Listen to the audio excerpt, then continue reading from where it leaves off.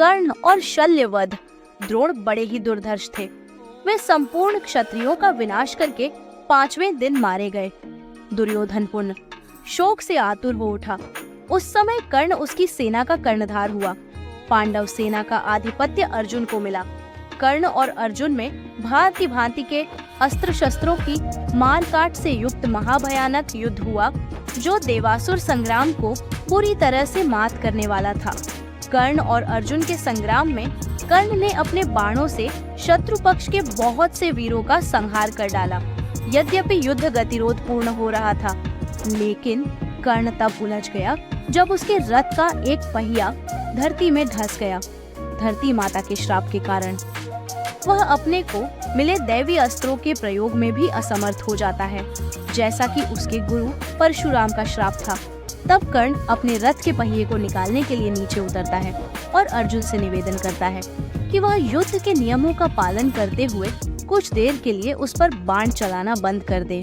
तब श्री कृष्ण अर्जुन से कहते हैं कि कर्ण को कोई अधिकार नहीं है कि वह अब युद्ध नियमों और धर्म की बात करे, जबकि स्वयं उसने भी अभिमन्यु वध के समय किसी भी युद्ध नियम और धर्म का पालन नहीं किया था। उन्होंने आगे कहा कि तब उसका धर्म कहाँ गया था, जब उसने दिव्य जन्मा द्रौपदी को पूरी कुरु राजसभा के समक्ष वैश्या कहा था। युद्ध क्रीड़ा भवन में उसका धर्म कहाँ गया था। इसलिए अब उसे कोई अधिकार नहीं कि वह किसी धर्म या युद्ध नियम की बात करे। और उन्होंने अर्जुन से कहा कि अभी कर्ण असहाय है, ब्राह्मण का श्राप फलीभूत हुआ, इसलिए वह उसका वध करे। श्री कृष्ण कहते हैं कि यदि अर्जुन ने इस निर्णायक मोड़ पर अभी कर्ण को नहीं मारा, तो संभवतः पांडव उसे कभी भी नहीं मार सकेंगे और यह युद्ध कभी भी नहीं जीता जा सकेगा। तब अर्जुन ने एक दैवीय अस्त्र का उपयोग करते हुए कर्ण का सिर धड़ से अलग कर दिया।